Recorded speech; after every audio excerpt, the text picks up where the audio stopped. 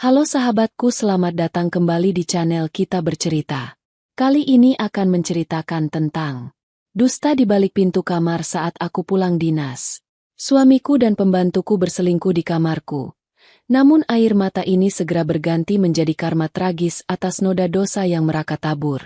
Sebelum ceritanya dimulai, silahkan tulis di kolom komentar, dari kota mana saja kalian berasal.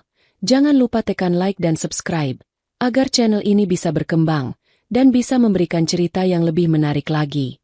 Matahari sore itu menggantung rendah di cakrawala, memancarkan warna jingga yang biasanya membawa ketenangan ke dalam hati setiap kali aku melangkah pulang. Namun, setelah 3 minggu menjalani dinas luar kota yang melelahkan sebagai manajer proyek di sebuah perusahaan konstruksi, rasa rindu yang membuncah di dadaku justru diselimuti oleh kecemasan yang tidak beralasan. Nama perempuanku adalah Rahma. Aku adalah seorang istri yang selalu percaya bahwa fondasi sebuah rumah tangga adalah kesetiaan dan kejujuran. Dua hal yang selalu kuperjuangkan demi suamiku, Mas Danu. Aku melangkah menyusuri jalan setapak taman depan rumah kami dengan langkah kaki yang sengaja dipelankan. Ada keheningan yang tidak biasa. Biasanya, jam segini deru mesin cuci atau denting peralatan dapur yang dimainkan oleh asisten rumah tangga kami, Sari, akan terdengar sampai ke halaman. Namun hari ini, rumah bergaya minimalis yang kubangun dari keringatku sendiri itu tampak seperti sebuah makam yang sepi. Angin sore berembus dingin, membuat bulu kuduku merinding tanpa sebab yang jelas. Aku meraba tas kerjaku, mencari kunci serep yang selalu kubawa. Aku sengaja tidak memberi kabar bahwa pesawatku mendarat lebih cepat 2 jam dari jadwal semula. Di dalam benakku, bayangan wajah Mas Danu yang terkejut sekaligus bahagia saat melihatku membawa oleh-oleh ke meja sutra kesukaannya menari-nari, menjadi penawar lelah yang paling mujarab. Klek! Pintu depan terbuka dengan suara sepelan bisikan. Bau pengharum ruangan aroma lavender yang biasa kusukai menyambutku, namun kali ini ada semacam bau asing yang bercampur di dalamnya. Bau parfum pria yang terlalu menyengat, dipadu dengan aroma manis yang bukan milikku. Aku mengerutkan kening. Langkahku tertuju pada ruang tengah yang rapi, namun pandanganku terlempar pada sepasang sandal jepit milik Sari yang tergeletak begitu saja di dekat tangga menuju lantai 2. Kamar utamaku dan Mas Danu berada di atas. Setiap anak tangga yang kupijak terasa begitu berat. Seolah-olah ada kekuatan gaib yang menahan pergelangan kakiku agar tidak naik lebih jauh. Detak jantungku mulai berpacu tidak beraturan. Duk, duk, duk. Suara itu bergema di dalam dadaku. Begitu keras hingga aku takut siapapun yang berada di atas bisa mendengarnya. Kenapa pintu kamar utamaku tertutup rapat di jam 5 sore seperti ini? Saat aku berdiri tepat di depan pintu kayu jati yang kokoh itu, sayup-sayup terdengar suara tawa kecil dari dalam. Itu suara Mas Danu, suara bass yang sangat kukenal, suara yang selalu membisikkan kata cinta setiap pagi. Namun, tawa itu tidak sendirian. Ada suara pekikan manja seorang wanita yang sangat familiar di telingaku. Itu suara Sari, gadis muda berusia 22 tahun yang sudah kami anggap seperti keluarga sendiri selama 1 tahun terakhir. Mas, nanti kalau Mbak Rahma pulang bagaimana? Dia kan teliti sekali. Bisik suara wanita itu, terdengar begitu dekat dari balik daun pintu. Sudah, jangan pikirkan wanita ketus itu. Dia sibuk dengan dunianya sendiri. Jam segini dia masih terikat rapat di bandara. Lagi pula, kamar ini milik kita sekarang, bukan miliknya.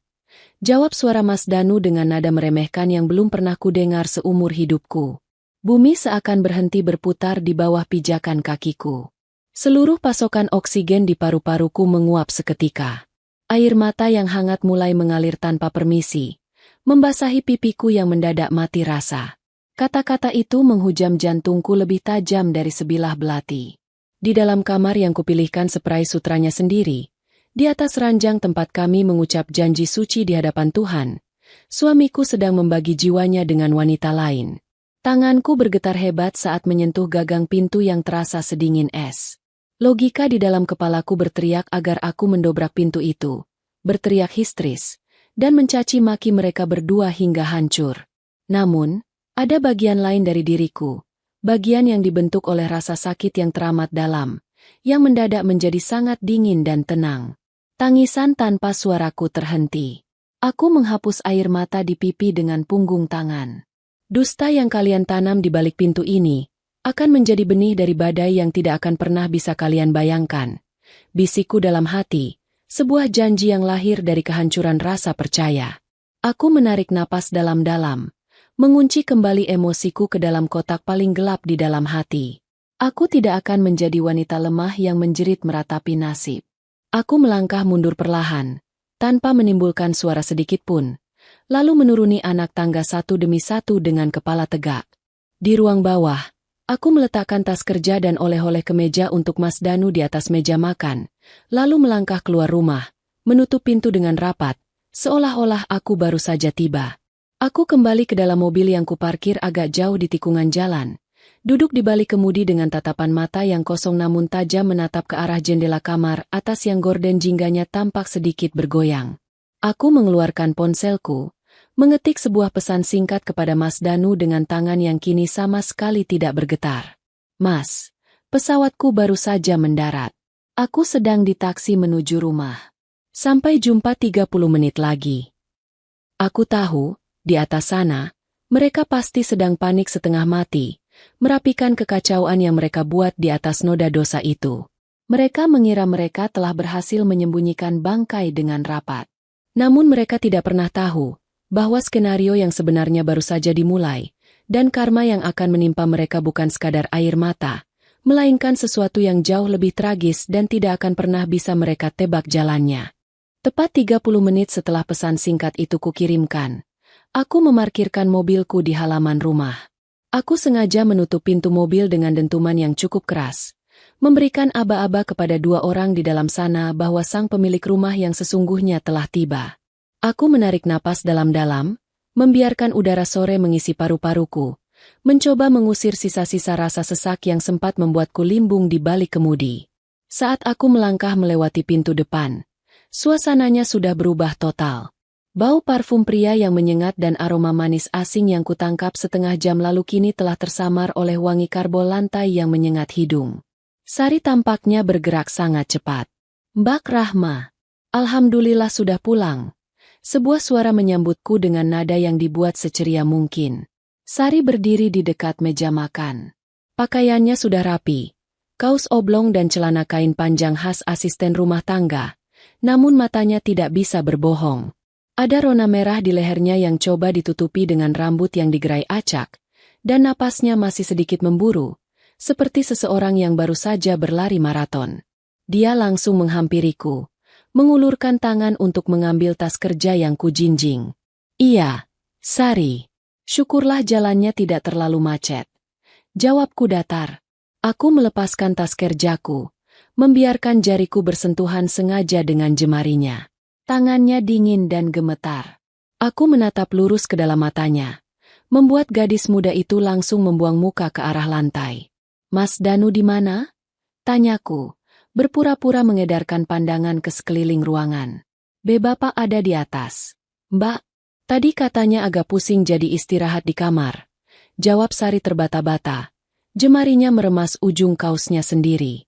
Sebuah gestur tubuh yang sangat kukenal dari seseorang yang sedang menyembunyikan kebohongan besar. Belum sempat aku membalas, terdengar langkah kaki menuruni tangga dengan tergesa-gesa. Mas Danu muncul dengan kaos rumah dan celana pendek. Rambutnya tampak sedikit basah, seolah-olah dia baru saja membasuh muka atau mandi dengan kilat untuk menghilangkan jejak.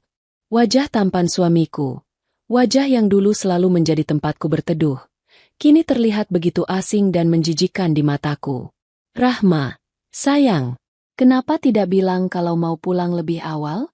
Tahu begitu, Mas jemput ke bandara tadi, kata Mas Danu sambil melebarkan kedua lengannya, melangkah mendekat untuk memelukku. Dulu, pelukan ini adalah hal yang paling kunantikan setelah berminggu-minggu lelah bekerja di lapangan. Namun sore ini, saat tubuhnya menyentuh tubuhku, rasanya seolah-olah aku sedang didekati oleh seonggok bangkai yang berulat. Ada rasa mual yang mendadak bergolak di perutku. Aku memaksakan diri untuk bertahan dalam pelukannya selama 3 detik, sebelum perlahan mendorong dadanya dengan lembut, berpura-pura merasa gerah. Tidak apa-apa, Mas. Aku tidak mau merepotkanmu. Lagi pula, aku lihat rumah sangat bersih. Sari rajin sekali ya, jam segini masih bebenah. Ucapku sambil melirik ke arah Sari yang masih berdiri mematung di sudut ruangan. Mas Danu berdehem. Wajahnya sempat menegang sesaat sebelum dia kembali menguasai keadaan dengan senyuman lebarnya. Ah, iya. Sari memang rajin. Tadi Mas minta dia membersihkan langit-langit lantai atas karena banyak debu. Langit-langit lantai atas? Atau kasur sutra milikku? Teriakku dalam hati. Hatiku menjerit mendengar kebohongan yang begitu murah dari mulut seorang pria yang bergelar sarjana hukum ini. Kami bertiga kemudian berada di ruang makan. Aku duduk di kursi utama, sementara Mas Danu duduk di hadapanku. Sari bergerak lincah menyajikan teh hangat dan beberapa potong camilan yang dibelinya entah kapan. Sandiwara ini berjalan begitu rapi di permukaan, namun di bawah meja, aku bisa melihat bagaimana ujung kaki Mas Danu sesekali tidak sengaja menyentuh kaki Sari saat gadis itu meletakkan cangkir teko.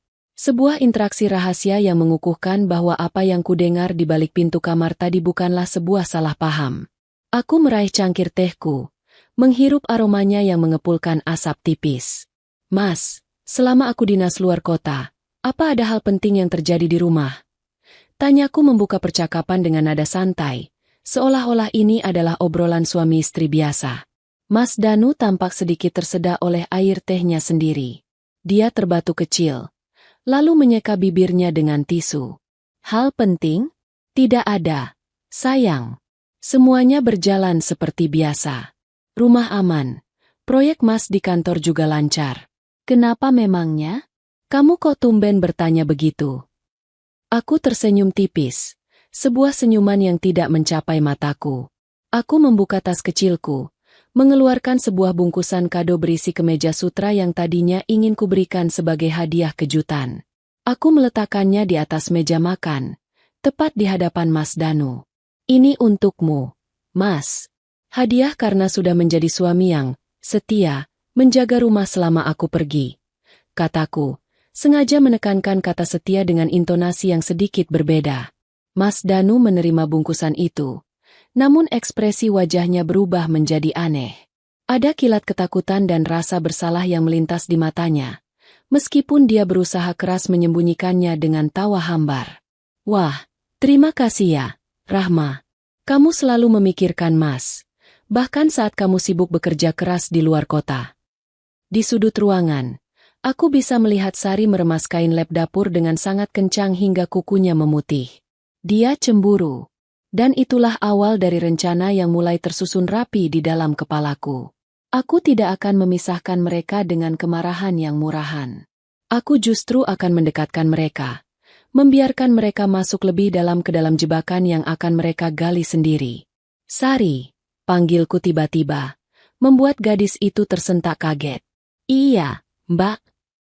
Mulai besok, kamu tidak perlu lagi tidur di kamar belakang bawah yang sempit itu. Mas Danu bilang kamu sudah bekerja sangat keras. Di lantai atas, di sebelah kamar utamaku, ada kamar kosong yang cukup luas. Pindahkan barang-barangmu ke sana besok pagi. Biar kamu lebih nyaman. Ucapku dengan nada suara yang sangat ramah dan tulus. Mas Danu langsung mendongak. Matanya membelalak menatapku dengan rasa tidak percaya sekaligus kepanikan yang luar biasa. Sari pun terpaku, bibirnya sedikit terbuka. Tidak menyangka keputusan apa yang baru saja keluar dari mulut nyonya rumah ini. Mereka berdua tidak pernah tahu bahwa memindahkan posisi bidak catur terdekat ke dalam jangkauanku adalah langkah pertama untuk memulai sebuah badai yang sesungguhnya. Keheningan yang mencekam mendadak runtuh di atas meja makan setelah kalimat itu meluncur dari bibirku. Mas Danu menghentikan gerakan tangannya yang sedang memegang kotak kado kemeja sutra. Sementara Sari berdiri mematung seperti pilar batu dengan wajah yang memucat seketika. Mereka berdua saling melempar pandang selama sepersekian detik. Sebuah tatapan penuh kode, kepanikan, dan ketakutan yang tersamarkan. Sebelum akhirnya Mas Danu berdehem keras untuk memecah kecanggungan. Rahma, kamu serius? Mas Danu tertawa hambar, mencoba mencairkan suasana yang mendadak membeku. Maksud Mas, apa tidak berlebihan? Kamar di lantai atas itu kan ukurannya cukup besar. Biasanya untuk tamu. Apa tidak sebaiknya Sari tetap di kamar bawah saja? Lagi pula, Akses ke dapur dan tempat cuci lebih dekat dari bawah. Aku memotong sepotong kecil kue di piringku, mengunyahnya dengan sangat tenang sebelum menjawab. Setiap gerak-geriku malam itu sengaja kubuat seanggun mungkin, kontras dengan gemuruh badai yang sebenarnya sedang menghancurkan rongga dadaku. Kenapa harus berlebihan, Mas? Sari ini sudah 1 tahun ikut kita. Dia menjaga rumah ini dengan sangat baik saat aku tidak ada. Kamu sendiri tadi yang bilang kalau dia rajin sampai membersihkan langit-langit lantai atas, bukan? Aku menatap Mas Danu lurus-lurus, memberikan senyuman manis yang paling palsu yang pernah kuciptakan seumur hidupku. Aku hanya ingin menghargai kerja kerasnya. Lagi pula, kalau Sari di atas, kalau malam-malam aku butuh sesuatu atau mendadak pusing setelah pulang dinas, aku bisa memanggilnya dengan lebih mudah. Iya kan, Sari? Sari tergagap, hampir saja menjatuhkan kain lap yang dipegangnya. Iya, Mbak Rahma. Saya terserah Mbak dan Bapak saja. Saya ikut aturan rumah ini. Nah, sudah diputuskan, kataku sambil beranjak dari kursi, menyudahi makan malam yang terasa seperti memakan bara api itu. Sari, bereskan meja ini. Lalu besok pagi-pagi sekali, mulailah memindahkan barang-barangmu. Mas Danu, aku ke atas duluan ya. Badanku rasanya sangat lelah dan ingin segera mandi. Iya, sayang. Mas nanti menyusul. Mau menyelesaikan beberapa dokumen kantor dulu di ruang kerja bawah. Jawab Mas Danu, tampak kentara sekali bahwa dia sedang mencari alasan untuk tidak langsung berduaan denganku di dalam kamar. Dia butuh waktu untuk menenangkan saraf-sarafnya yang tegang. Aku melangkah menaiki tangga satu demi satu. Begitu kakiku menginjak lantai 2 dan pintu kamar utama kututup rapat dari dalam, pertahananku runtuh sesaat.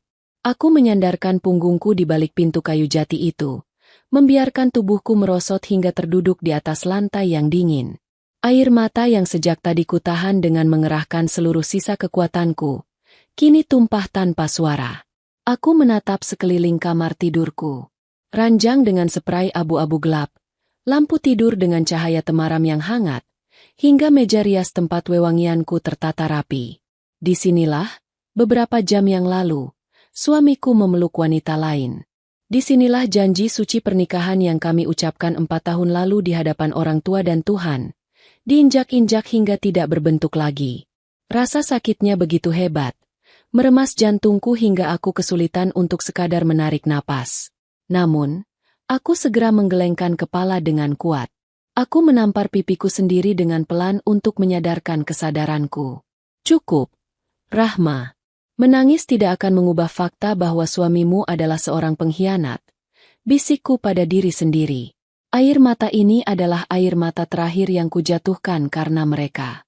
Mulai detik ini, setiap tetes air mata yang keluar harus dibayar tunai oleh kehancuran mereka sendiri. Aku bangkit, berjalan menuju kamar mandi untuk membersihkan diri. Di bawah guyuran air hangat, sebuah rencana yang lebih matang mulai terbentuk di kepalaku. Aku adalah seorang manajer proyek. Aku terbiasa menyusun strategi, menghitung risiko, dan mengeksekusi rencana dengan ketepatan waktu yang mutlak. Rumah tangga ini sekarang adalah proyek terbesarku, dan tujuannya adalah meruntuhkannya di atas kepala mereka tanpa mengotori tanganku sendiri. Mengapa aku memindahkan Sari ke lantai atas? Tepat di kamar sebelahku? Jawabannya sederhana.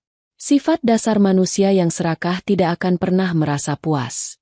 Jika mereka berselingkuh saat aku berada di luar kota, mereka melakukannya dengan rasa takut dan tergesa-gesa. Namun, dengan menempatkan Sari di kamar sebelah, aku sedang memberikan mereka ilusi kedekatan dan kesempatan. Aku ingin melihat seberapa berani suamiku menyelinap ke kamar sebelah saat istrinya sedang tertidur pulas di kamar utama. Aku ingin memupuk keberanian mereka hingga mereka menjadi ceroboh. Seseorang yang ceroboh adalah seseorang yang paling mudah untuk dihancurkan. Keesokan paginya, suasana rumah terasa berbeda. Sesuai perintahku, Sari mulai memindahkan kardus-kardus berisi pakaian dan barang pribadinya ke kamar lantai atas. Aku berdiri di ambang pintu kamar baru Sari, memperhatikannya menata pakaian di dalam lemari. Kamarnya nyaman, Sari? Tanyaku, mengejutkannya hingga sepotong pakaian jatuh dari tangannya. Sangat nyaman, Mbak Rahma, terima kasih banyak. Saya tidak pernah membayangkan bisa tidur di kamar sebagus ini, jawabnya dengan mata yang berbinar. Namun ada kilat rasa bersalah sekaligus kemenangan kecil di sana. Ya, aku bisa membaca egonya yang mulai naik. Dia merasa posisinya di rumah ini sudah mulai sejajar denganku. Sama-sama. Oh ya, Sari. Aku melangkah mendekat, menurunkan nada suaraku hingga terdengar seperti obrolan rahasia antar dua wanita.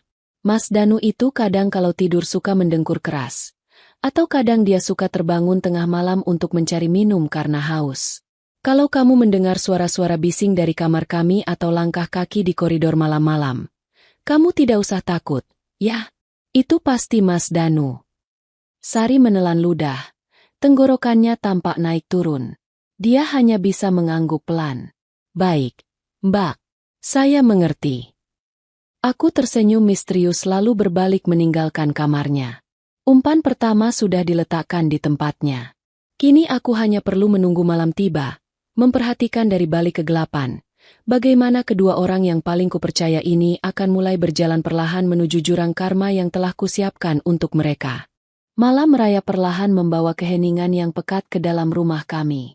Jam dinding di ruang tengah baru saja berdentang 2 kali, menandakan waktu telah bergeser ke pukul 2 dini hari. Di luar, hujan rintik-rintik sisa petang tadi menyisakan udara dingin yang menusuk tulang, membuat suasana terasa semakin sunyi dan mencekam. Namun, di dalam kamar utama ini, mataku sama sekali tidak bisa terpejam. Aku berbaring miring, memunggungi sisi ranjang tempat Mas Danu seharusnya berada. Sejak 1 jam yang lalu, napas di sampingku berubah menjadi helasan yang teratur, atau setidaknya, itulah yang ingin Mas Danu tunjukkan kepadaku. Dia berpura-pura tidur. Aku tahu persis ritme napas suamiku saat dia benar-benar terlelap. Tubuhnya akan rileks dan dadanya naik turun dengan lambat. Namun malam ini, tubuhnya kaku, dan sesekali aku bisa merasakan pergerakan halus dari jemarinya yang meremas ujung selimut. Aku sengaja menarik napas dalam-dalam, lalu membuangnya perlahan, meniru suara seseorang yang telah jatuh ke dalam tidur yang lelap. Aku memejamkan mata. Namun seluruh indera pendengaranku kupertajam hingga batas maksimal. Di dalam kegelapan malam yang buta ini, telingaku menjadi senjata terbaikku. Benar saja. Tidak lama setelah aku memalsukan dengkur halus, gesekan kain spray terdengar dari sisi kanan ranjang. Mas Danu bergerak dengan sangat hati-hati, memindahkan bobot tubuhnya agar tidak menimbulkan derit pada pegas kasur. Kamar ini beralaskan lantai parket kayu yang dilapisi karpet bulu tebal di sekeliling ranjang. Sebuah pilihan desain yang dulu kupilih agar kaki kami tidak kedinginan saat bangun pagi. Kini, karpet itu justru membantu suamiku menyembunyikan suara langkah kakinya. Trek, trek. Suara gesekan kaki telanjang Mas Danu di atas karpet terdengar samar, diikuti oleh bunyi klik yang sangat pelan saat gagang pintu kamar utama diturunkan. Pintu itu terbuka sedikit, membiarkan seberkas cahaya remang-remang dari lampu koridor lantai 2 menerobos masuk ke dalam kamar yang gelap.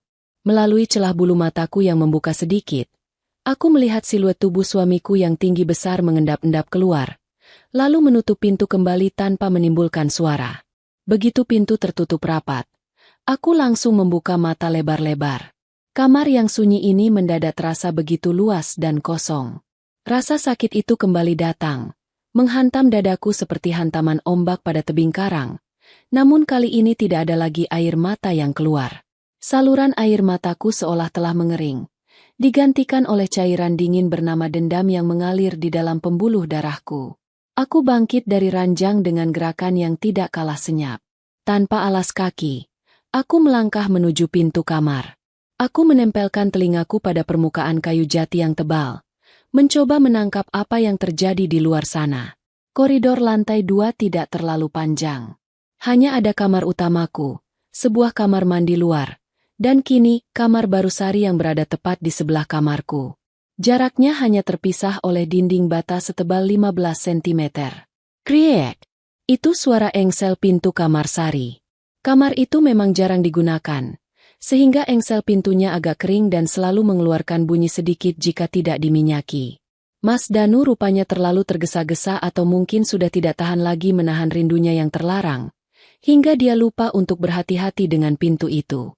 Setelah suara engsel itu mereda, koridor kembali sunyi. Namun, kesunyian itu justru menegaskan segalanya. Suamiku telah menyeberang. Dia telah melangkah masuk ke dalam kamar wanita yang bekerja memeras kain pel di rumah ini, meninggalkan istrinya yang baru saja pulang mencari nafkah di luar kota. Aku memegang dadaku, merasakan detak jantungku yang berpacu cepat. Ada rasa jijik yang luar biasa membayangkan apa yang sedang mereka lakukan di balik dinding sebelah. Namun, di tengah rasa perih yang luar biasa itu, sebuah senyuman dingin terukir di sudut bibirku. Kalian benar-benar memakan umpan itu dengan lahap, bisikku lirih pada kegelapan kamar. Aku tidak berniat melabrak mereka malam ini. Terlalu cepat, terlalu murah. Jika aku membuka pintu kamar Sari sekarang, mereka hanya akan terkejut. Mas Danu akan berlutut memohon maaf dengan 1000 alasan, dan Sari akan menangis bersujud meminta pengampunan. Skenario seperti itu hanya akan berakhir dengan perceraian biasa di pengadilan agama, di mana Mas Danu masih bisa membagi harta Gonogini yang sebagian besar dihasilkan dari jerih payahku. Itu bukan karma tragis yang kuinginkan untuk mereka. Aku kembali melangkah mundur ke arah tempat tidur, namun bukan untuk tidur. Aku meraih ponselku yang tergeletak di atas meja nakas.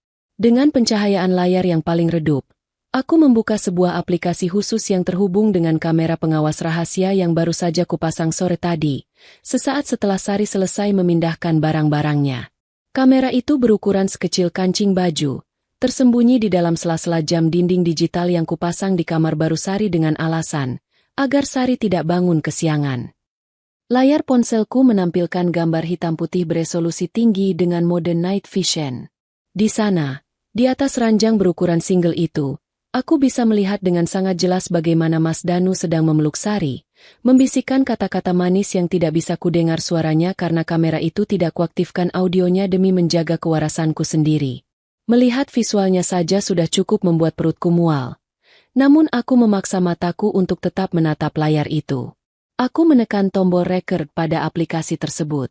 Menyimpan setiap detik pergerakan mereka ke dalam penyimpanan awan yang terenkripsi rahasia. Tempat di mana Mas Danu yang seorang sarjana hukum sekalipun tidak akan pernah bisa melacak atau menghapusnya. Nikmatilah malam ini, Mas. Nikmatilah, Sari. Gumamku sambil menatap layar ponsel yang memantulkan cahaya suram di wajahku. Karena setiap detik kebahagiaan semu yang kalian nikmati di atas penderitaanku malam ini, akan menjadi bahan bakar bagi api karma yang akan membakar hidup kalian sampai menjadi abu. Aku mematikan layar ponsel setelah menyimpan rekaman berdurasi 10 menit sebagai bukti awal. Aku kembali berbaring di ranjang yang terasa teramat dingin, menatap langit-langit kamar dengan pikiran yang terus berputar, merajut jaring-jaring jebakan berikutnya yang jauh lebih mematikan untuk hari esok.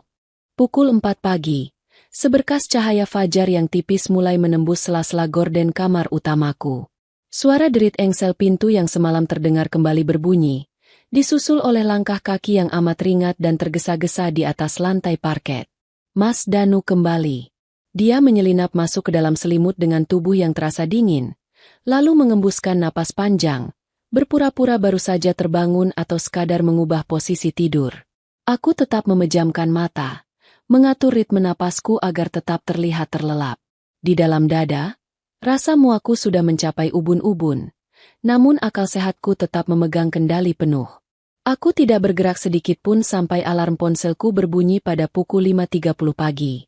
Aku menggeliat pelan, berpura-pura baru saja bangun dari tidur yang nyenyak. Saat aku menoleh, Mas Danu sedang menatapku dengan senyuman hangat yang biasa dia pamerkan. Senyuman yang kini terlihat seperti topeng plastik yang retak di mataku. "Selamat pagi, sayang. Tidurmu nyenyak?" Tanyanya sambil mengulurkan tangan, mencoba mengelus rambutku. Aku menghindar dengan halus, bangkit dari ranjang sambil mengikat rambutku ke atas. "Pagi, Mas." "Iya, nyenyak sekali." Badanku yang lelah setelah dinas rasanya langsung segar kembali. "Kamu sendiri bagaimana? Kok wajahmu kelihatan agak pucat dan ada lingkaran hitam di bawah matamu?" Tanyaku, sengaja memancing reaksinya sembari menatapnya lurus-lurus melalui cermin meja rias. Mas Danu terkejut sesaat. Jemarinya meraba bawah matanya sendiri dengan gugup. "Ah, Masa sih? Mungkin karena Mas agak kurang tidur semalam, memikirkan berkas proyek kantor yang belum selesai. Oh, begitu. Jangan terlalu lelah, Mas. Nanti kamu sakit. Jawabku dengan nada penuh perhatian yang palsu, lalu melangkah keluar kamar menuju dapur. Di lantai bawah, suasana tampak sibuk. Sari sudah terbangun dan sedang memotong sayuran di meja dapur. Begitu dia melihatku turun menuruni tangga, gerakannya mendadak canggung. Dia meletakkan pisau dengan sedikit terburu-buru, lalu menundukkan kepalanya dalam-dalam. Selamat pagi, Mbak Rahma. Ini, saya sedang menyiapkan sarapan sup ayam kesukaan Bapak, katanya dengan suara yang agak bergetar. Aku berjalan mendekatinya, mengambil sebuah apel merah dari keranjang buah, lalu mencucinya di wastafel. Aku sengaja berdiri cukup dekat dengannya, hingga aku bisa mencium aroma sabun mandi yang tidak biasa dari tubuhnya. Itu bukan sabun batangan murah yang biasa kusediakan untuknya di kamar mandi bawah. Itu adalah aroma sabun cair mewah beraroma mawar milikku yang kusimpan di kamar mandi luar lantai 2. Gadis ini benar-benar sudah merasa menjadi nyonya kedua di rumah ini. Dia tidak hanya mengambil suamiku, tetapi juga mulai menjarah barang-barang pribadiku. Wah, wangi sekali kamu sepagi ini, Sari. Sudah mandi ya? Tanyaku dengan nada santai seraya menggigit apel di tanganku. Kriuk. Suara kunyahan apel itu terdengar nyaring di dapur yang sepi. Wajah Sari memerah padam. Dia menelan ludah dengan susah payah. Iya, Mbak. Tadi bangun pagi-pagi sekali. Jadi langsung mandi supaya segar sebelum masak. Baguslah. Oh ya, bagaimana tidurmu semalam di kamar atas? Nyenyak? Tidak ada gangguan atau suara-suara bising, kan?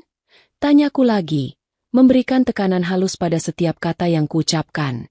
Sari menggeleng dengan cepat, bahkan terlalu cepat. Tidak ada, Mbak. Kamarnya sangat nyaman dan tenang sekali. Saya tidur sangat nyenyak.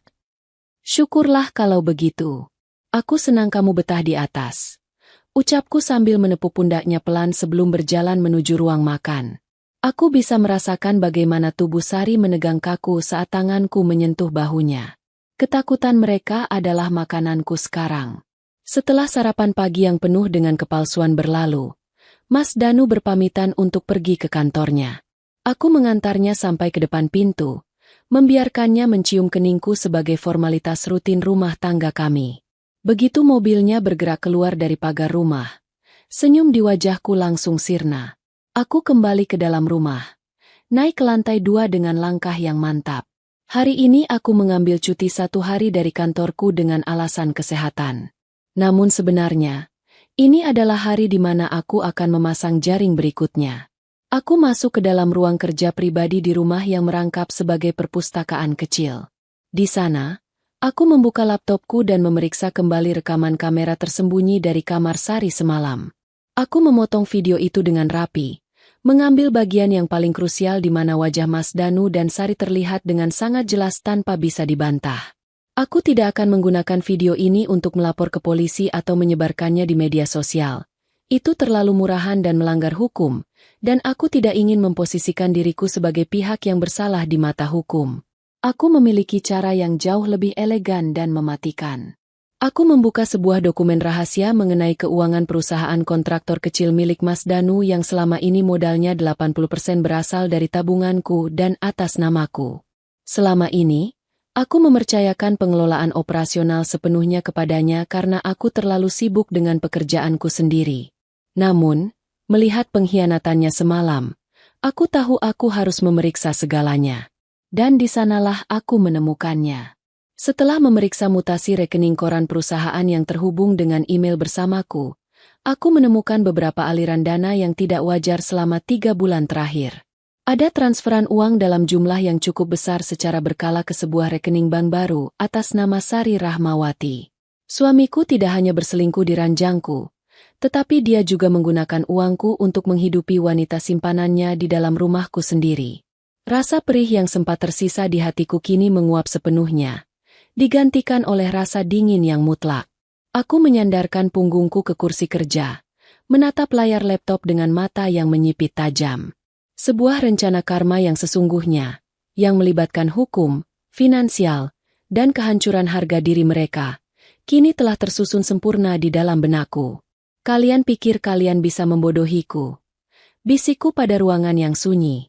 Mas Danu, Sari, kalian baru saja menandatangani surat kemiskinan dan kehancuran kalian sendiri. Dan aku akan memastikan kalian menikmatinya perlahan-lahan. Layar laptop di hadapanku masih menyala, memantulkan cahaya kebiruan yang kontras dengan temaramnya ruang kerja pribadi kami. Di luar, langit mulai meninggi, membawa riuh rendah suara kendaraan dari jalan raya yang samar-samar terdengar sampai ke dalam ruangan ini. Namun, fokusku sama sekali tidak teralih.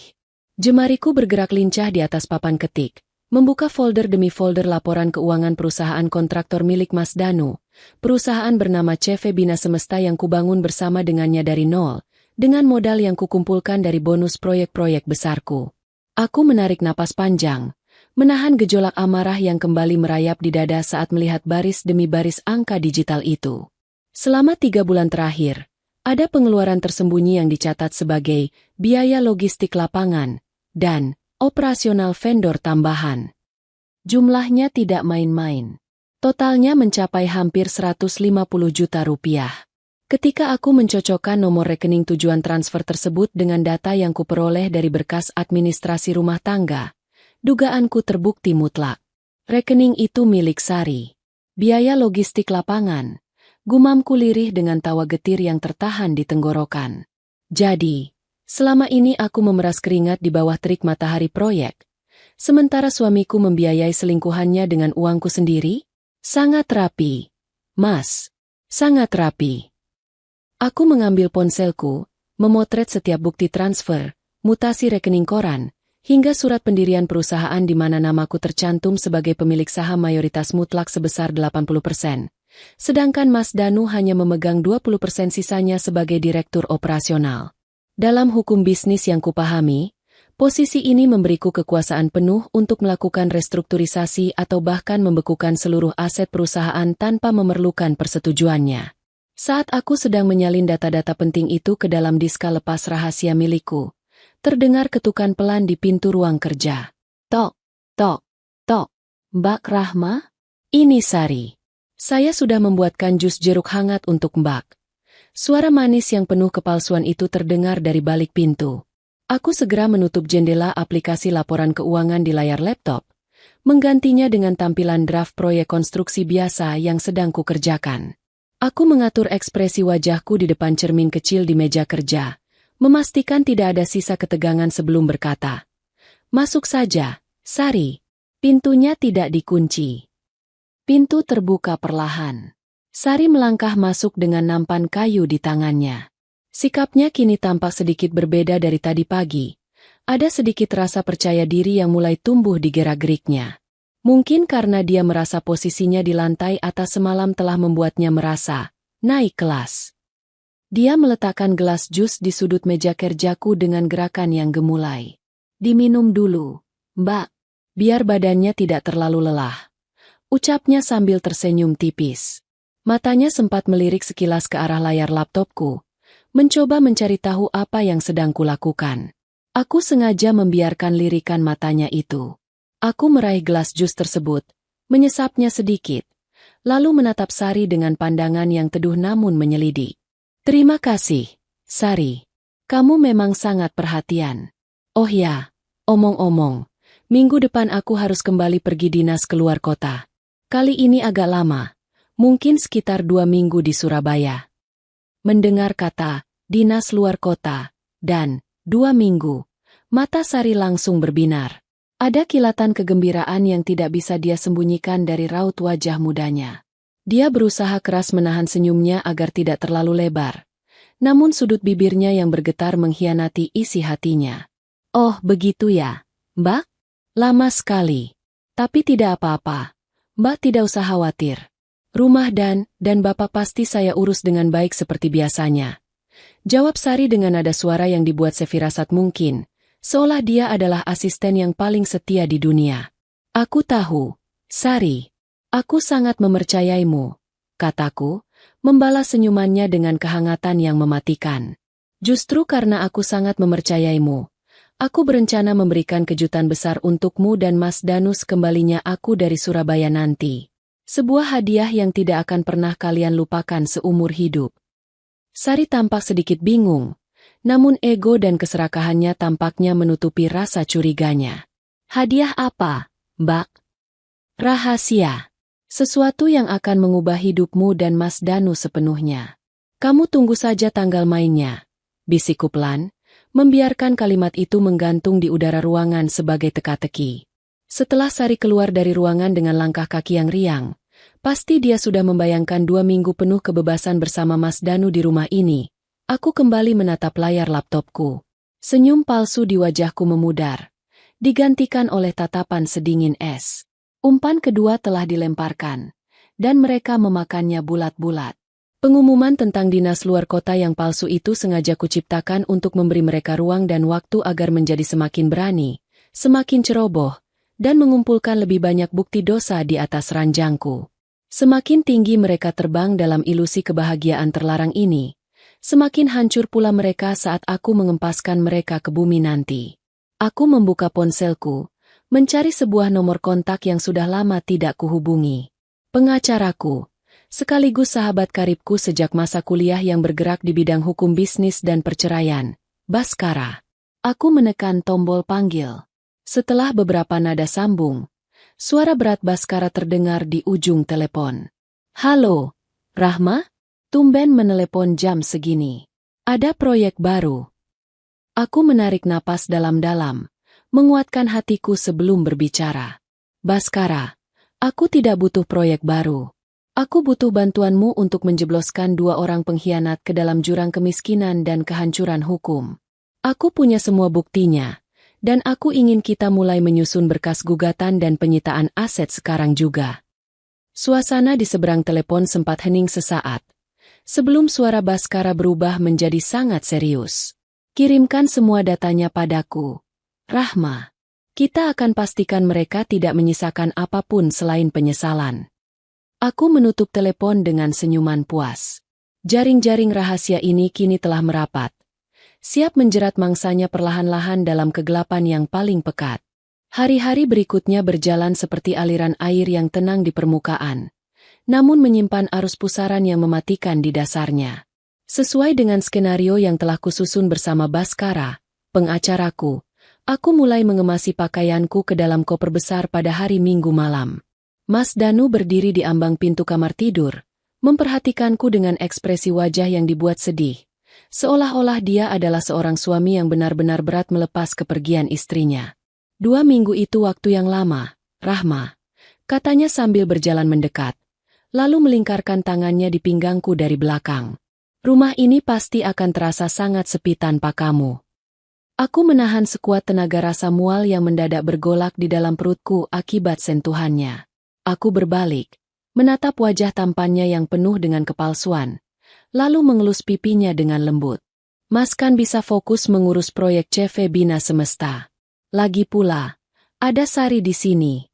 Dia pasti akan merawatmu dan menyiapkan semua keperluanmu dengan baik, bukan begitu? Mas Danu terbatu kecil. Matanya sempat melirik ke arah luar koridor sebelum kembali menatapku. Ah, iya, tentu saja. Tapi tetap saja berbeda. Sayang, Mas pasti akan sangat merindukanmu. Merindukanku? Atau merindukan kebebasan untuk mengotori ranjangku lagi? Teriakku dalam hati. Aku hanya tersenyum manis, membiarkan kebohongannya terbang bebas di udara malam. Keesokan paginya, sebuah taksi online yang sudah kupesan berhenti di depan pagar rumah. Mas Danu dan Sari bersama-sama mengantarku sampai ke depan halaman. Sari berdiri agak di belakang Mas Danu, mengenakan daster rumahan yang rapi, dengan binar mata yang tidak bisa menyembunyikan rasa kemenangan yang kekanak-kanakan. Bagi mereka, kepergianku adalah lampu hijau untuk memulai pesta pora di atas penderitaanku. Hati-hati di jalan, Mbak Rahma. Semoga proyeknya di Surabaya lancar. Ucap Sari sambil mencium punggung tanganku dengan takzim. Sebuah gestur penghormatan yang terasa sangat sinis di kulitku. Terima kasih, Sari. Jaga rumah baik-baik ya. Dan ingat, jangan lupa bersihkan kamar atas. Jawabku penuh arti, Sebuah sindiran halus yang tentu saja tidak mampu ditangkap oleh otaknya yang sudah dibutakan oleh keserakahannya. Aku masuk ke dalam mobil, melambaikan tangan kepada mereka berdua yang berdiri berdampingan di depan pagar. Di dalam spion mobil yang bergerak menjauh, aku bisa melihat bagaimana Mas Danu perlahan merapatkan tubuhnya ke arah Sari, dan tangan Sari dengan berani menyentuh lengan suamiku sebelum mereka berbalik masuk ke dalam rumah yang kini mereka anggap sebagai milik berdua. Namun, taksi itu tidak membawaku ke bandara. Begitu mobil berbelok di ujung jalan kompleks, aku meminta sopir untuk mengubah rute menuju ke sebuah hotel apartemen yang terletak hanya berjarak 3 kilometer dari rumahku. Di sanalah aku akan menetap selama 2 minggu ke depan. Aku tidak pergi ke Surabaya. Aku berada sangat dekat, memperhatikan setiap jengkal pergerakan mereka dari balik layar monitor laptopku. Di dalam kamar apartemen yang tenang, aku membuka laptop dan menghubungkannya dengan jaringan kamera pengawas rahasia yang terpasang di kamar Sari, ruang tengah, dan ruang kerja rumahku. Aku duduk di sofa dengan secangkir kopi hitam tanpa gula, membiarkan rasa pahitnya membakar lidahku, sekontras rasa sakit yang kini telah sepenuhnya bermutasi menjadi sebuah rencana pembalasan yang dingin. Hanya butuh waktu 3 jam setelah kepergianku bagi mereka untuk melepaskan seluruh topeng kesopanan mereka. Pada layar monitor, aku melihat Mas Danu dan Sari sudah duduk bersama di sofa ruang tengah.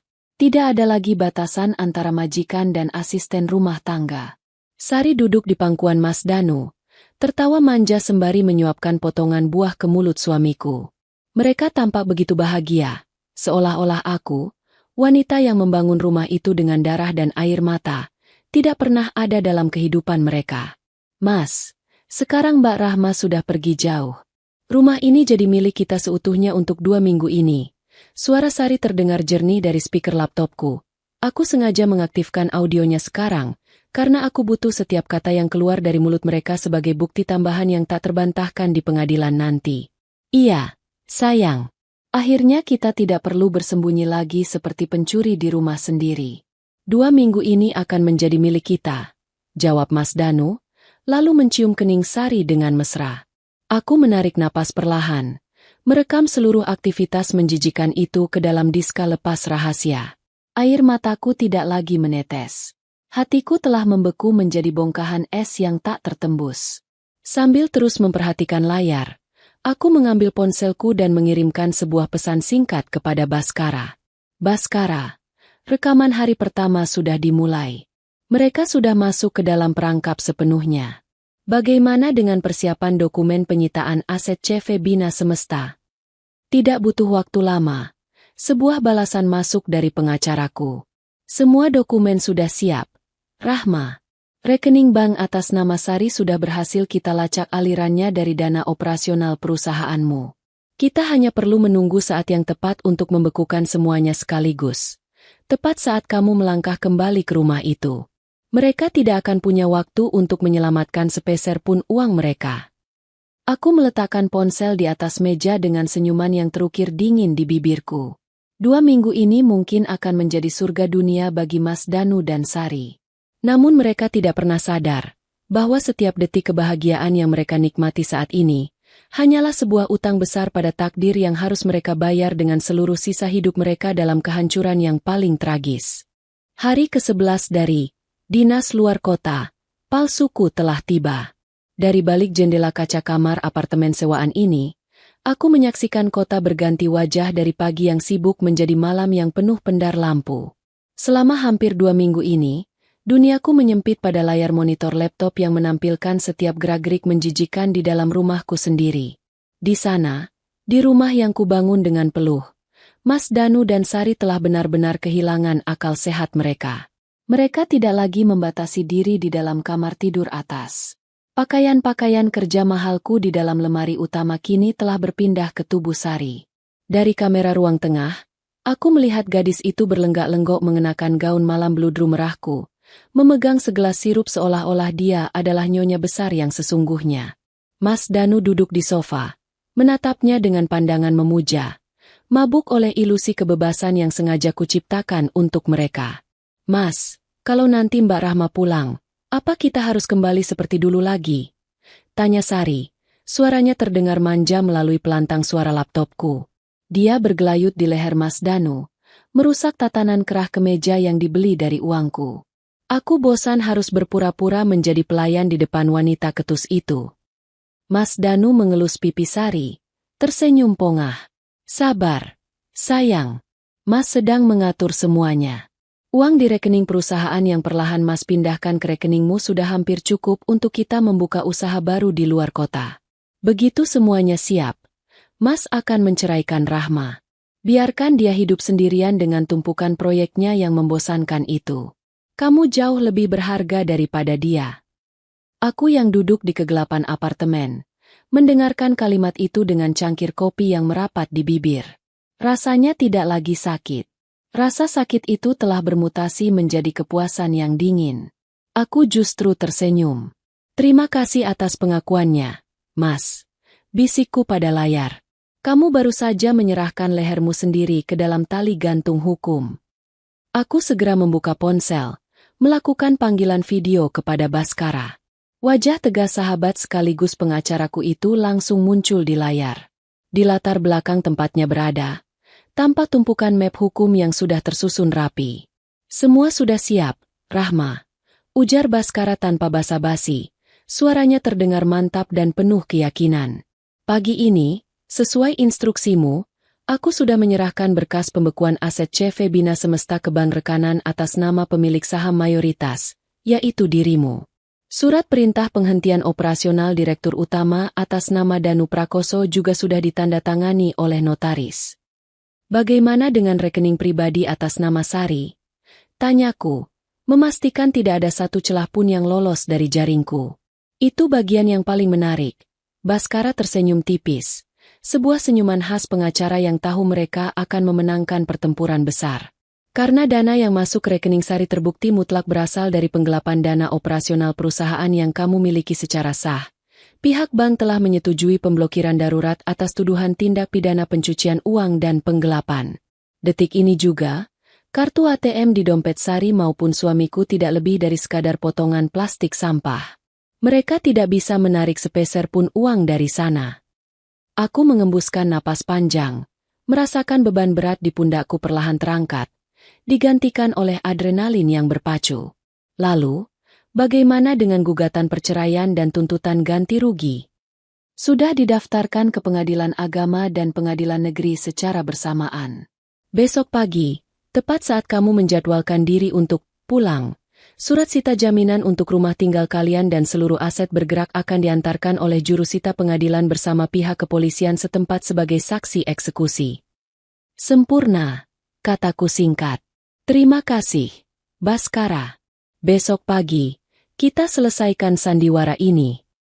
Malam terakhir di apartemen terasa sangat panjang, namun tidak ada lagi keraguan di dalam hatiku. Aku mematikan seluruh monitor pengawas.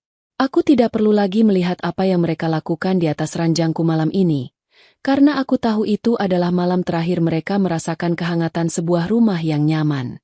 Aku berdiri di depan cermin, menatap pantulan diriku sendiri. Rahma yang malang, yang menangis terseduh-seduh di balik pintu kamar 11 hari yang lalu, telah mati. Yang berdiri di sini sekarang adalah seorang wanita yang telah merebut kembali kendali atas takdirnya sendiri. Keserakahan Mas Danu dan Sari telah membuat mereka buta. Mereka mengira aku adalah istri bodoh yang bisa ditipu dengan kata-kata manis dan sandiwara karbol lantai. Mereka lupa bahwa seorang wanita yang mampu memimpin ratusan pekerja di lapangan konstruksi tidak akan pernah membiarkan rumah tangganya dihancurkan oleh dua orang amatir tanpa sebuah pembalasan yang setimpal. Aku mengemas pakaianku kembali ke dalam koper besar. Besok pukul 9 pagi. Aku akan melangkah masuk melewati pintu depan rumah itu.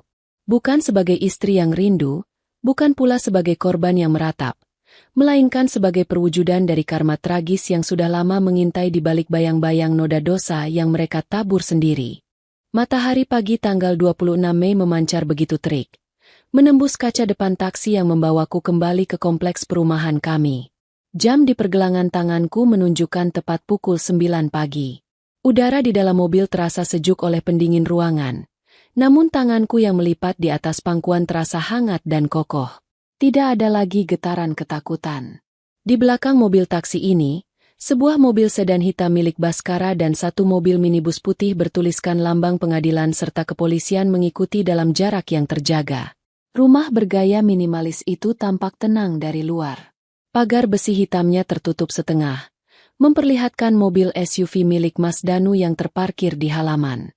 Dari balik kaca taksi, aku bisa melihat gorden jingga di lantai 2 masih tertutup rapat. Mereka pasti baru saja terbangun, atau mungkin masih bermalas-malasan di atas ranjang yang bukan hak mereka, menikmati sisa-sisa ilusi surga yang sengaja kupinjamkan selama 2 minggu ini.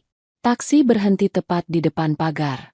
Aku turun dengan langkah yang anggun, mengenakan setelan blazer kerja berwarna hitam pekat, kontras dengan warna kulitku yang bersih. Aku sengaja tidak menyeret koperku dengan tergesa-gesa. Aku membiarkan bunyi ketukan sepatu hak tinggiku berirama di atas semen halaman, memberikan ketukan pembuka bagi pertunjukan terakhir ini. Tok, tok, tok. Aku tidak menggunakan kunci serep kali ini. Aku memilih untuk mengetuk pintu depan dengan punggung tanganku. 3 kali ketukan yang tegas dan berwibawa. Hanya butuh waktu setengah menit sampai terdengar suara langkah kaki yang terburu-buru dari dalam. Pintu depan terbuka dengan sentakan pelan, dan wajah Sari muncul dari balik daun pintu. Gadis itu mematung seketika. Rambutnya agak acak-acakan, dan yang membuat rahangku mengencang adalah pakaian yang melekat di tubuhnya.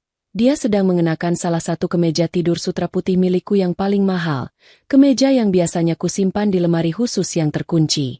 Bau parfum mawarku menguar kuat dari lehernya. Mbak Rahma. Sari memekik kecil. Suaranya melengking karena terkejut. Wajahnya yang tadinya merona kemerahan langsung berubah pucat seputih kertas koran. Matanya bergerak liar, menatapku lalu beralih ke koper di sampingku. Mbak kok sudah pulang? Katanya. Katanya lusa baru kembali dari Surabaya. Jadwal proyeknya selesai lebih cepat. Sari, kenapa? Kamu kelihatan tidak senang melihat nyonya rumah ini kembali? Tanyaku dengan nada suara yang teramat tenang, bahkan cenderung lembut, namun tatapan mataku menghujam langsung ke dalam manik matanya. Bukan begitu, Mbak. Saya cuma kaget. Sari terbata-bata. Tangannya secara refleks bergerak mencoba menarik bagian bawah kemeja tidurku yang dikenakannya, berusaha menutupi paha mulusnya yang terekspos. Dia sangat panik, menyadari betapa cerobohnya dia pagi ini. Sebelum Sari sempat bersuara lebih jauh, suara bas Mas Danu terdengar menggema dari arah tangga. Sayang, siapa yang datang pagi-pagi begini? Sari, piring sarapannya sudah disiapkan belum? Kalimat Mas Danu terputus di udara. Dia berdiri di anak tangga ketiga dari bawah, hanya mengenakan celana pendek kain tanpa atasan. Pandangannya terkunci pada sosokku yang berdiri di ambang pintu. Ekspresi wajah suamiku bertransisi dengan sangat dramatis. Dari santai, bingung, hingga ketakutan yang amat sangat saat matanya menangis melihat setelan pakaian yang dikenakan Sari di hadapanku. Rahma, bisik Mas Danu, tenggorokannya tampak bergerak naik turun dengan susah payah. Dia mencengkeram pegangan tangga kayu dengan sangat kencang hingga buku-buku jarinya memutih. Aku melangkah masuk ke dalam ruang tengah tanpa menunggu dipersilakan, melewati Sari yang masih berdiri gemetar seperti daun tertiup angin. Aku meletakkan tas tanganku di atas meja kaca, lalu berbalik menghadap mereka berdua yang kini berdiri bersisian di dekat tangga, sebuah posisi yang sangat pas, seperti dua terdakwa yang sedang menunggu pembacaan vonis. Mas Danu, panggilku. Suaranya beresonansi kuat di ruangan yang mendadak sunyi itu. Tidakkah kamu ingin menyambut istri yang sudah bekerja keras selama 2 minggu di luar kota? Ataukah kamu terlalu sibuk mengagumi kemeja tidurku yang tampak sangat pas dikenakan oleh asisten rumah tangga kita? Mas Danu mencoba melangkah mendekat. Wajahnya dipaksa untuk tersenyum meskipun otot-otot di sekitar pipinya bergetar hebat. Rahma, ini tidak seperti yang kamu lihat. Mas bisa jelaskan. Tadi malam AC di kamar bawah mati, dan Sari mengeluh gerah. Lalu dia meminjam baju karena bajunya belum kering. Cukup, Mas. Potongku dengan lambaian tangan yang tenang namun mutlak. Aku tidak ingin mendengar satu patah kata pun kebohongan murahan lagi keluar dari mulutnya. Jangan mempermalukan dirimu lebih jauh lagi sebagai seorang sarjana hukum. Aku berjalan perlahan menuju sofa, lalu menduduki kursi utama dengan melipat kaki. Dari luar rumah, terdengar suara pintu mobil yang ditutup secara bersamaan, diikuti oleh derap langkah kaki beberapa orang pria yang berwibawa menuju ke arah pintu depan kami yang terbuka lebar. Mas Danu dan Sari menoleh ke arah pintu dengan cemas. Ketakutan baru yang jauh lebih besar mulai merayap di dalam dada mereka saat melihat Baskara masuk terlebih dahulu, diikuti oleh dua orang pria berseragam dinas pengadilan dan dua anggota kepolisian yang mengawal di belakangnya. Sandiwara 2 minggu kalian sudah selesai, Mas. Sekarang, aku menunjuk ke arah tumpukan map hukum yang dibawa oleh Baskara. Saatnya kita membicarakan tentang noda dosa, penggelapan uang perusahaan, dan bagaimana kalian berdua akan keluar dari rumah ini tanpa membawa sepeser pun uang tersisa. Ruang tengah yang biasanya menjadi tempatku bersantai kini berubah menjadi ruang sidang yang dingin dan menegangkan. Mas Danu berdiri mematung di dekat undakan tangga. Wajahnya yang tadi pucat kini mulai meneteskan keringat dingin. Di sebelahnya, Sari merapatkan tubuhnya, mencoba bersembunyi di balik bayangan suamiku sembari terus meremas ujung kemeja tidur sutra milikku. Matanya yang liar menatap ketakutan pada dua petugas kepolisian yang berdiri tegap di dekat pintu masuk. Baskara melangkah maju dengan sangat tenang. Dia meletakkan sebuah tas kerja kulit hitam di atas meja kaca, tepat di samping tas tanganku, lalu membukanya dengan gerakan yang terukur. Keheningan di ruangan itu begitu pekat, hingga suara klik dari kunci tas kerja Baskara terdengar seperti letupan senjata api yang mengejutkan mereka berdua. Saudara Danu Prakoso. Baskara membuka suara. Nadanya datar namun syarat akan otoritas hukum yang mengikat. Saya di sini bertindak sebagai kuasa hukum sah dari Ibu Rahmawati. Kami datang bersama jurusita dari Pengadilan Negeri dan perwakilan kepolisian untuk menyampaikan beberapa hal penting terkait status hukum Anda dan Saudari Sari. Bebas Baskara. Apa-apaan ini? Mas Danu mencoba memprotes. Suaranya parau dan bergetar. Dia menatapku dengan pandangan memohon. Namun aku sengaja mengalihkan pandanganku ke arah cangkir teh kosong di atas meja. Rahma, kamu tidak bisa melakukan ini. Ini rumah kita. Kita bisa bicarakan ini baik-baik. Hanya kita berdua. Rumah kita, Mas. Aku akhirnya mendongak, menatapnya dengan senyuman tipis yang teramat dingin. Seingatku, sertifikat tanah dan bangunan rumah ini mutlak atas namaku, dibeli dengan uang warisan orang tuaku dan bonus kerjaku sebelum kita menikah. Kamu tidak mengeluarkan sepeser pun untuk rumah ini. Jadi, jangan sebut ini rumah kita. Baskara mengeluarkan selembar draft tebal dengan segel resmi pengadilan, lalu menggesernya ke hadapan Mas Danu. Pertama, ini adalah surat gugatan cerai beserta tuntutan ganti rugi material dan imaterial yang telah resmi didaftarkan. Kedua, dan ini yang paling krusial untuk Anda pahami sebagai mantan direktur operasional, Baskara menjeda kalimatnya, menatap Mas Danu lurus-lurus, adalah surat pembekuan total aset CV Bina Semesta beserta pemblokiran rekening darurat atas nama Sari Rahmawati. Mendengar namanya disebut, Sari tersentak. Dia melepaskan cengkeramannya dari lengan Mas Danu dan memberanikan diri melangkah maju satu langkah. Maksudnya apa ya, Pak? Rekening saya? Kenapa diblokir? Itu kan uang saya. Aku bangkit dari sofa, berdiri tegak menghadapi gadis muda yang telah berani mengotori rumah tanggaku itu. Uangmu, Sari? Uang dari mana? Gaji yang kuberikan padamu setiap bulan adalah 3 juta rupiah. Tapi di dalam rekening barumu, ada aliran dana masuk sebesar 15 hingga 20 juta setiap bulannya selama 3 bulan terakhir. Totalnya 150 juta rupiah. Kamu pikir aku bodoh tidak bisa melacak aliran dana dari rekening operasional perusahaanku sendiri? Sari menelan ludah. Wajahnya mendadak tidak berdarah. Dia menoleh ke arah Mas Danu, mencari perlindungan. Namun suamiku sendiri saat ini sedang sibuk menatap lembar demi lembar dokumen dari Baskara dengan tangan yang bergetar hebat. Mas Danu, uang itu aman, kan?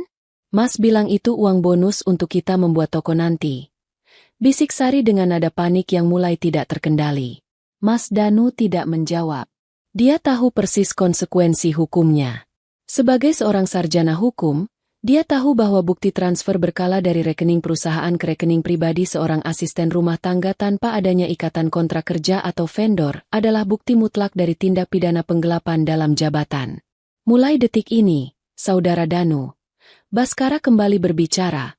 Suaranya memotong kepanikan yang mulai menjalar di antara mereka berdua. Anda sudah tidak memiliki hak akses lagi ke kantor CV Bina Semesta. Seluruh inventaris perusahaan, termasuk mobil SUV yang terparkir di depan, akan disita hari ini sebagai jaminan ganti rugi atas kerugian perusahaan yang Anda timbulkan. Lalu kami harus bagaimana? Mas Danu berbisik lirik. Matanya menatap kosong ke arah lantai. Keangkuhan dan kepongahan yang kulihat dari kamera pengawas selama 2 minggu ini menguap tanpa bekas, menyisakan seorang pria lemah yang tidak punya pijakan lagi. Sederhana saja, kataku sambil berjalan menuju tangga. Tidak ingin berlama-lama berada di ruang yang sama dengan mereka. Kalian berdua memiliki waktu tepat 30 menit dari sekarang untuk mengemas barang-barang pribadi kalian. Hanya pakaian lama kalian, bukan pakaian atau barang-barang yang dibeli dengan uangku. Setelah itu, petugas di depan akan memastikan kalian keluar dari pagar rumah ini tanpa membawa apapun selain penyesalan. Sari tiba-tiba menjatuhkan dirinya berlutut di atas lantai. Air matanya mulai tumpah membasahi pipinya yang tadi mengenakan riasan mahal milikku. Mbak Rahma, saya mohon maaf. Mbak, saya hilaf, saya digoda oleh Bapak. Saya tidak tahu apa-apa soal uang perusahaan. Mbak, tolong jangan penjarakan saya. Aku berhenti di anak tangga pertama, menoleh sekilas ke arahnya tanpa rasa iba sedikit pun. Air matamu sudah terlambat. Sari, noda dosa yang kalian tabur di balik pintu kamarku seminggu yang lalu, kini sudah waktunya untuk kalian tuai sebagai badai. Nikmatilah awal dari karma kalian. Aku melangkah naik ke lantai atas dengan kepala tegak, meninggalkan jeritan histeris Sari dan keterpautan bisu Mas Danu yang perlahan mulai menyadari bahwa seluruh dunia yang mereka bangun di atas kebohongan telah runtuh total dalam sekejap mata. Dari koridor lantai 2, aku berdiri bersandar pada railing kayu, memandang ke bawah dengan tatapan yang sepenuhnya kosong dari rasa iba. Suasana di ruang tengah di bawah sana menyerupai sebuah kapal yang karam dihantam badai. Waktu 30 menit yang kuberikan berjalan seperti hitungan mundur menuju kehancuran total bagi Mas Danu dan Sari. Petugas kepolisian dan jurusita dari pengadilan berdiri berjaga di dekat pintu, memastikan tidak ada satupun barang berharga milikku yang diselundupkan keluar. Baskara berdiri di dekat meja makan, mengawasi dengan jeli setiap pergerakan mereka berdua. Sari bergerak dengan sangat panik. Dia telah menanggalkan kemeja tidur sutra milikku dan kembali mengenakan kaos oblong serta celana kainnya yang lusuh. Pakaian yang sama yang dia kenakan saat pertama kali mengemis pekerjaan di rumah ini setahun lalu. Dengan tangan yang bergetar hebat dan air mata yang terus mengalir menghapus sisa riasan di wajahnya, dia memasukkan baju-bajunya ke dalam kardus mie instan bekas. Tidak ada lagi gaun bludru merah. Tidak ada lagi parfum mawar mewah. Semua ilusi menjadi nyonya rumah telah menguap, menyisakan kenyataan pahit yang harus dia telan bulat-bulat. Sementara itu, Mas Danu tampak seperti pria yang kehilangan jiwanya. Dia berjalan limbung ke kamar kerja bawah, mengambil beberapa potong pakaian dan ijazah sarjananya, lalu memasukkannya ke dalam tas ransel tua yang sudah berdebu. Pria yang biasanya selalu tampil necis dan wangi dengan pakaian bermerek itu, kini terlihat begitu kuyu, dengan rambut berantakan dan pundak yang merosot dalam. Saat waktu tepat menunjukkan pukul 9:30, Baskara mendongak ke arahku dan memberikan anggukan kecil. Aku melangkah menuruni anak tangga satu demi satu, dengan perlahan namun pasti. Setiap ketukan sepatu hak tinggiku di atas anak tangga seolah menjadi palu hakim yang mengetuk akhir dari riwayat mereka di rumah ini. Begitu kakiku menginjak lantai dasar, Mas Danu menghentikan langkahnya di dekat pintu depan.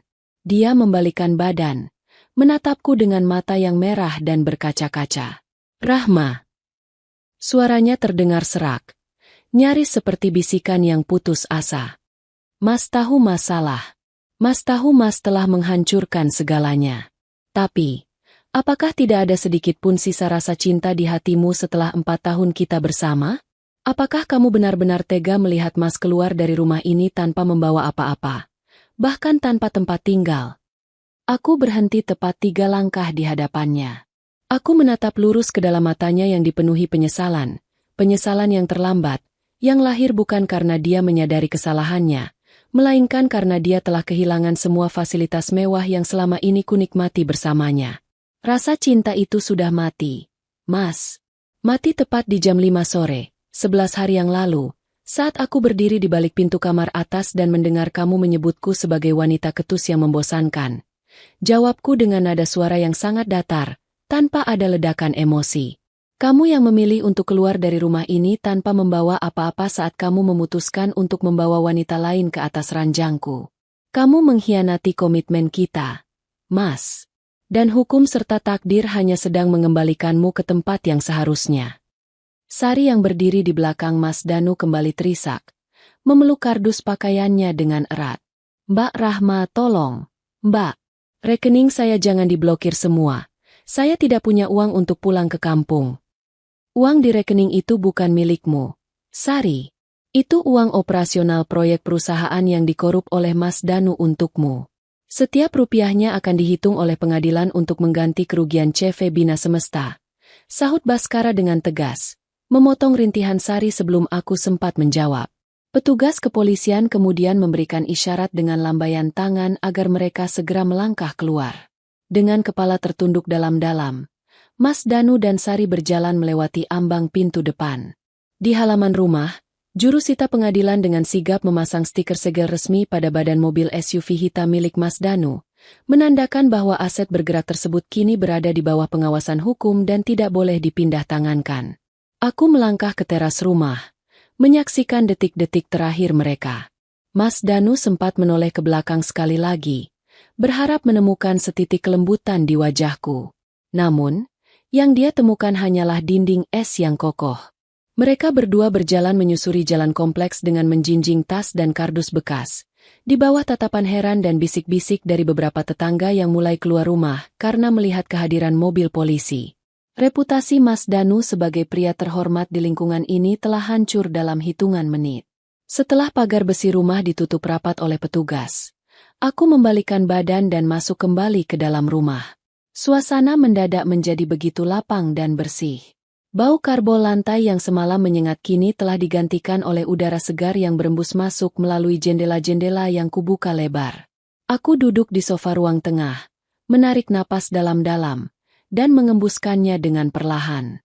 Rasa sesak yang menghimpit dadaku selama 2 minggu ini akhirnya sirna sepenuhnya. Aku menatap Baskara yang sedang merapikan kembali berkas-berkas hukum di atas meja.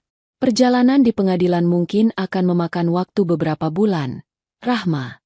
Tapi dengan semua bukti rekaman dan mutasi rekening yang kita miliki, kemenangan mutlak ada di tanganmu, ujar Baskara sambil tersenyum menenangkan. Aku tahu, Baskara, dan aku siap menghadapi setiap prosesnya. Jawabku dengan mantap.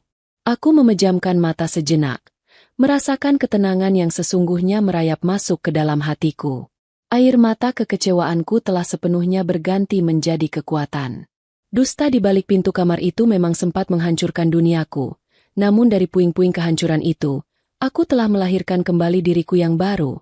Rahma, seorang wanita yang tegak berdiri, siap menyongsong lembaran hidup yang baru tanpa ada lagi noda dosa di dalam rumahnya. 6 bulan telah berlalu sejak badai pagi itu menyapu bersih noda dosa dari dalam rumahku. Pengadilan agama akhirnya mengetuk palu sidang yang terakhir, meresmikan statusku sebagai seorang wanita yang sepenuhnya bebas, sementara pengadilan negeri memutuskan Mas Danu bersalah atas dakwaan penggelapan dana dalam jabatan. Semua aset CV Bina Semesta berhasil kuselamatkan, dan hak pengelolaan penuh kini berada mutlak di bawah kendaliku tanpa ada lagi benalu yang menumpang hidup. Sore itu, gorden jingga di kamar utamaku bergoyang lembut ditiup angin. Namun, suasananya telah berubah total. Kamar ini telah kurenovasi secara menyeluruh.